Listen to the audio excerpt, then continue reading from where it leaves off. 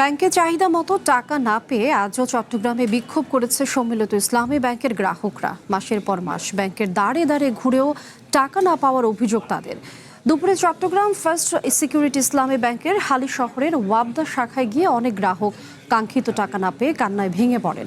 উম্মুল হায়াত নামে এক গ্রাহক তার অসুস্থ প্রবাসীর স্বামীর চিকিৎসার জন্য টাকা না পাওয়ার অভিযোগ করেন। অন্য গ্রাহকরাও তাদের চাহিদা মতো টাকা না পেয়ে ব্যাংক কর্মকর্তাদের সাথে বিতণ্ডায় জড়ান। এ সময় তারা অভিযোগ করেন, সরকার হেয়ার কাট বাতিল করার ঘোষণা দিলেও বাংলাদেশ ব্যাংকের প্রজ্ঞাপন না থাকার অজুহাতে গ্রাহকদের লভ্যাংশ দিচ্ছে না ব্যাংকগুলো। তারা অবিলম্বে সব হয়রানি বন্ধের দাবি জানান।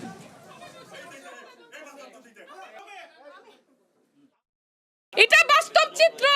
রেজুলেশন অনুযায়ী কোনো টাকা দিচ্ছেন না। We need official notice. প্রজ্ঞাপন চাই, হেয়ার কাট বাতিলের প্রজ্ঞাপন চাই, মার্কেট সমতা মুনাফা রেট চাই, লেনদেন স্বাভাবিক চাই।